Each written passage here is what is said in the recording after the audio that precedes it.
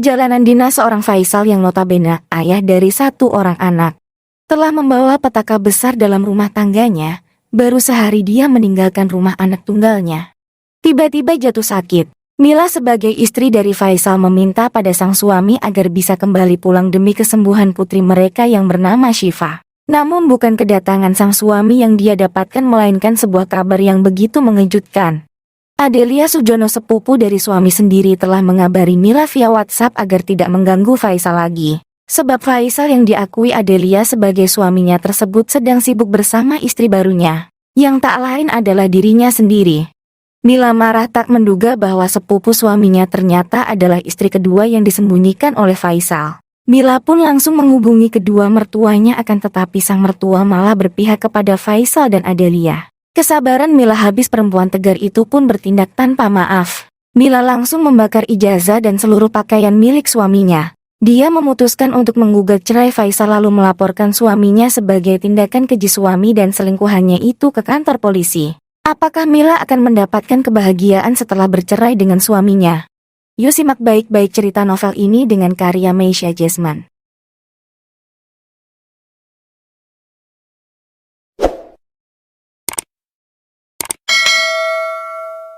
Akhirnya kami semua tiba di restoran makan. Mbak melihat Cynthia memaki ketika kami duduk di resto menunggu makanan tiba. Perempuan yang duduk di sebelahku itu mengacungkan layar ponselnya kepadaku. Si pelakor viral bersuami sepupu sendiri kini ditetapkan sebagai tersangka. Terpampang jelas sebuah berita di media online yang telah disukai oleh 2.500 pengguna Facebook. Terdapat pula ratusan komentar tersemat pada tautan berita yang menampilkan foto cantik milik Adelia tanpa diblur bagian wajahnya. Aku tergemap. Sudah jadi tersangka. Kenapa Mas Sofyan belum mengabariku? Mas, Adelia sudah ditetapkan jadi tersangka.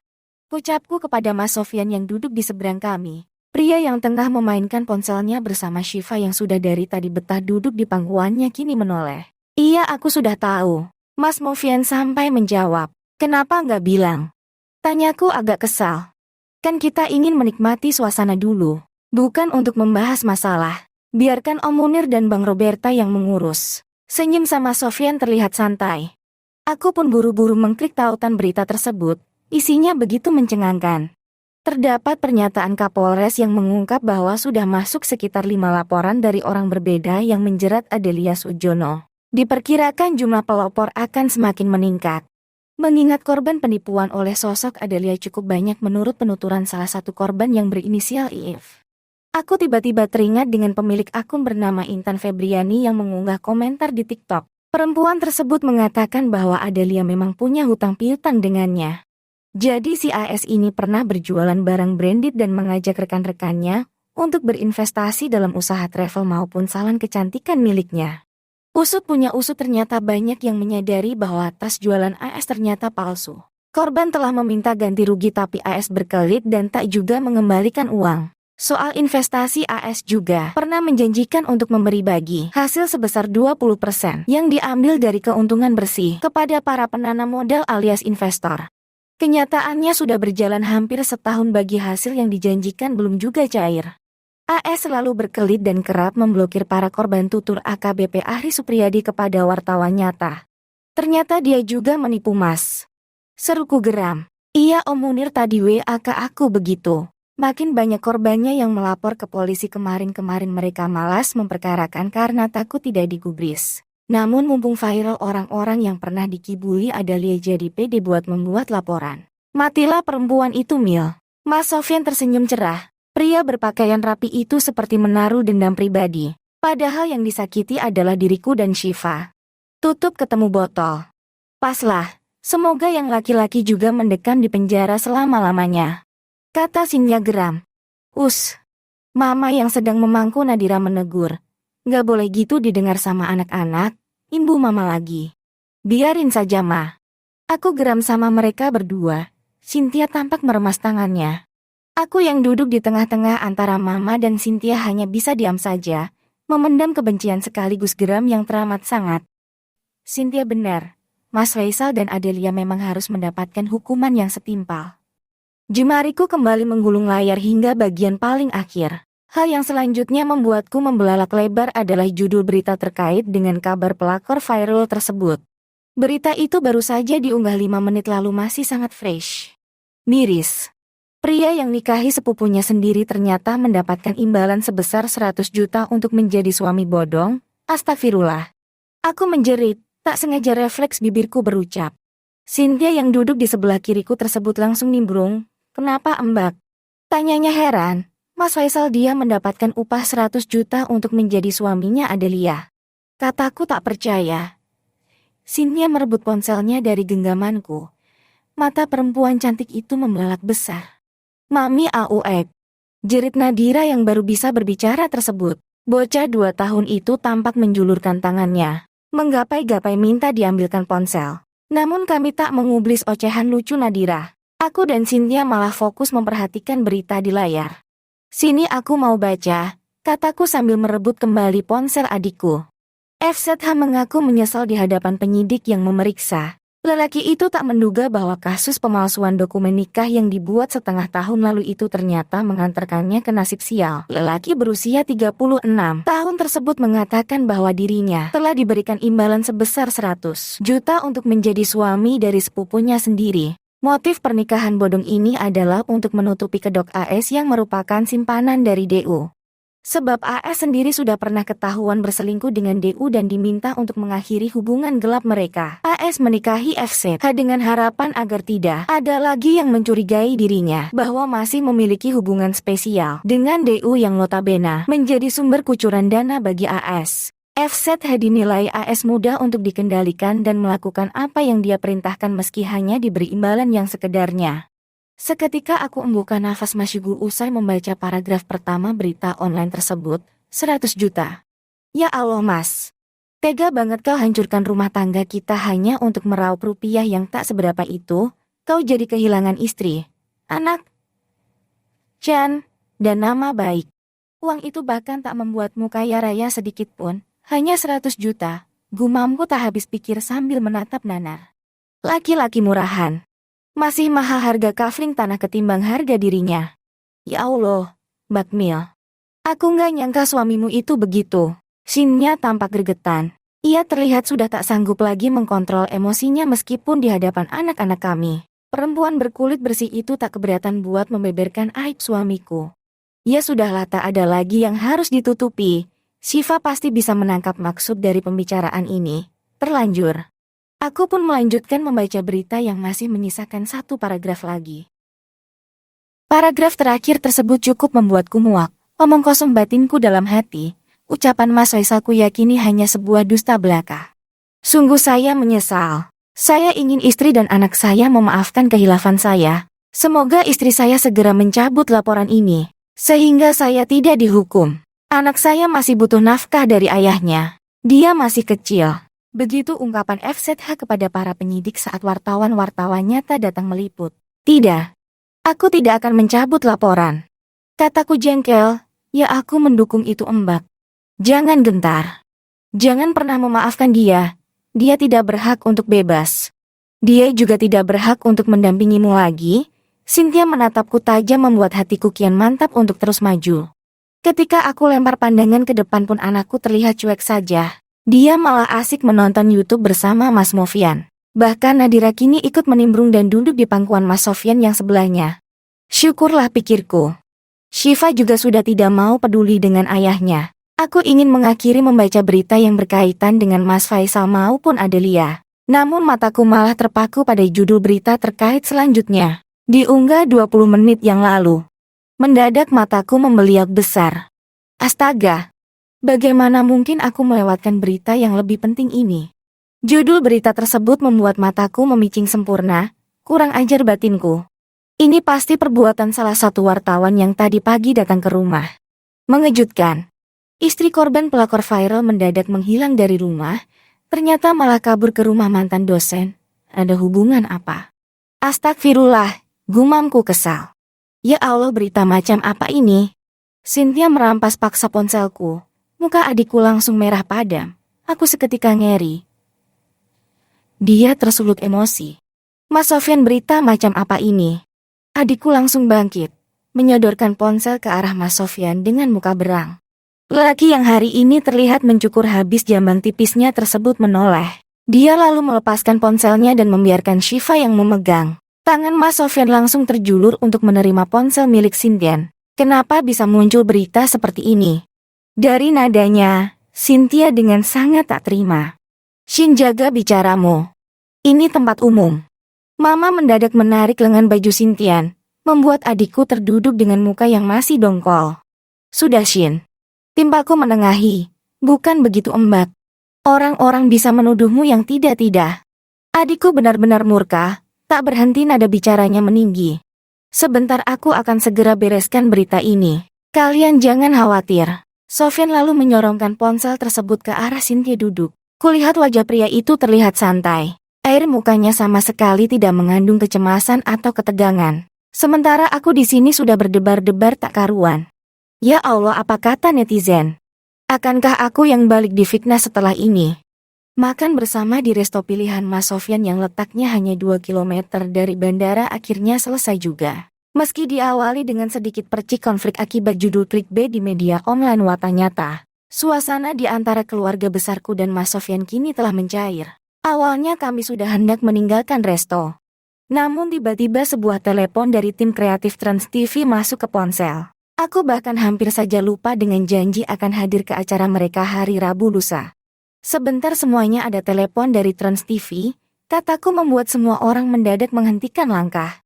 Mereka semua pun kembali duduk, bahkan adikku Cynthia sempat menatap agak terkejut. Aku memang belum menceritakan perihal undangan televisi ini kepada mereka. Halo. Sapaku.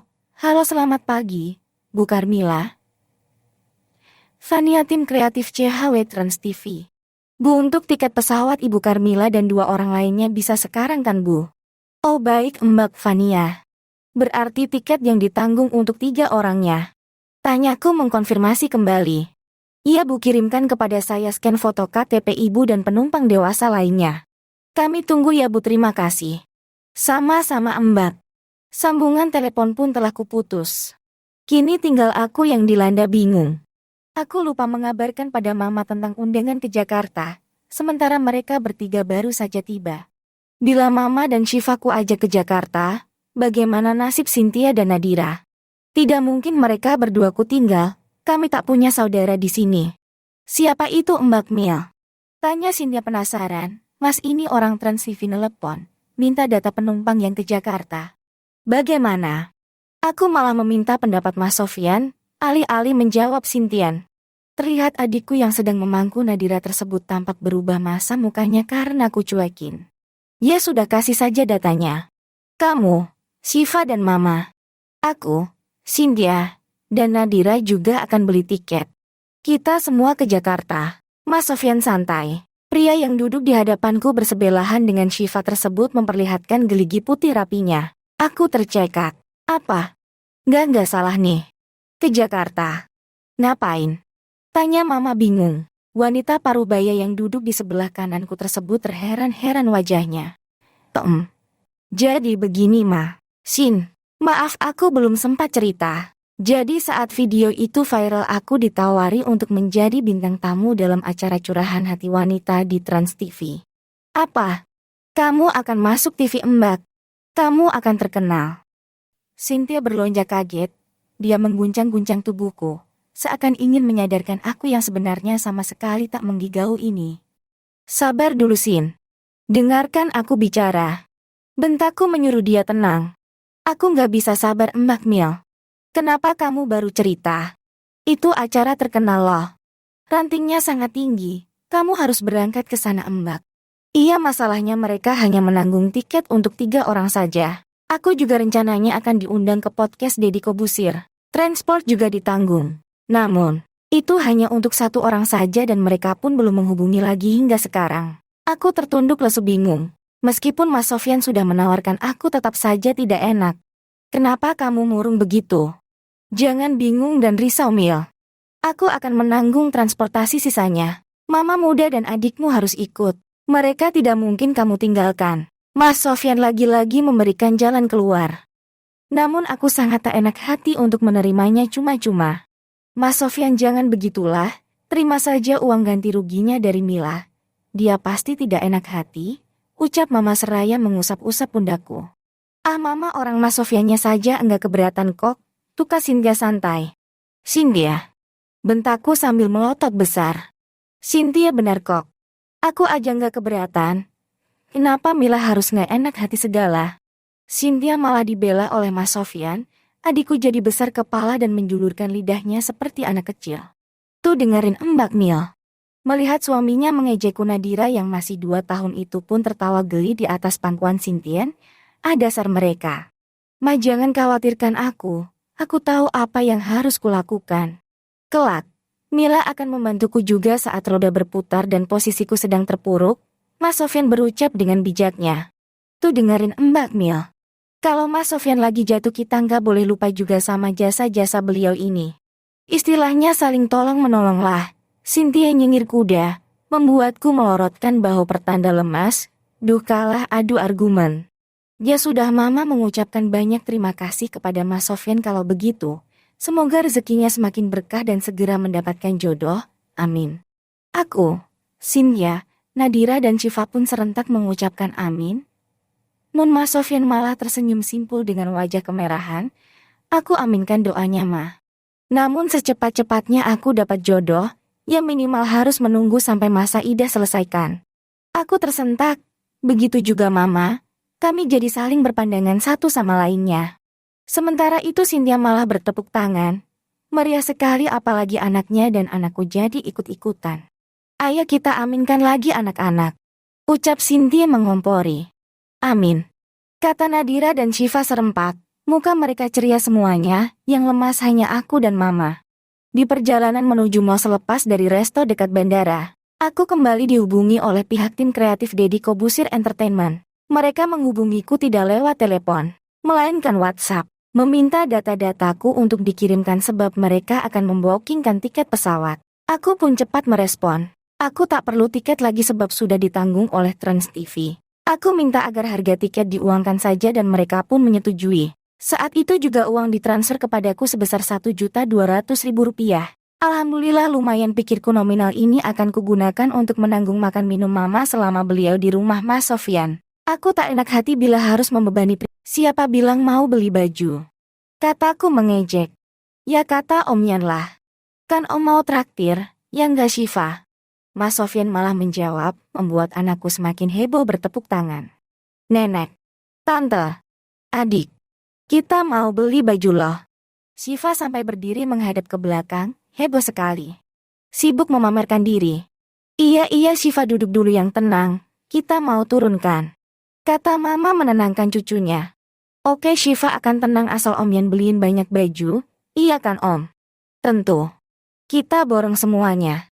Aku hanya bisa memejamkan mata, menahan rasa tak enak hati yang semakin mencekik. Ya Allah, berikanlah masing-masing banyak rejeki. Dia telah tekor banyak gara-gara aku dan keluargaku. Masakan mengajak kami mampir ke lantai 3 di mana terdapat sebuah departemen store ternama yang menjual sandang berkualitas baik. Harganya pun tak terlalu mahal.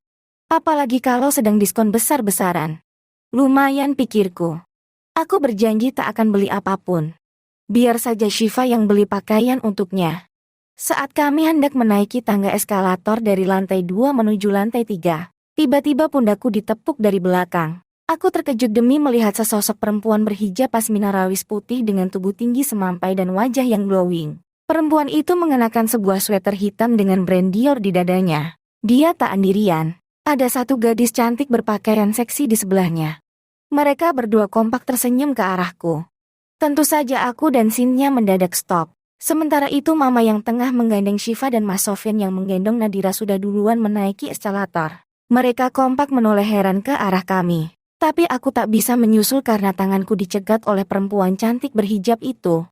Carmila kan? Tanyanya ramah. Perempuan berkulit putih dengan kuku rapi terawat bercat merah mengkilap itu masih saja memegangnya lenganku. Iya, siapa ya? Tanyaku dengan resah di dada. Kamu nggak kenal saya? Perempuan yang memiliki wangi tubuh harum dan mengenakan weges tinggi brandy tersebut malah balik bertanya. Aku lalu menoleh ke Cynthia. Adikku makin bingung saja mukanya. Aku bahkan sama sekali tidak memiliki clue siapa dua perempuan di depan kami ini.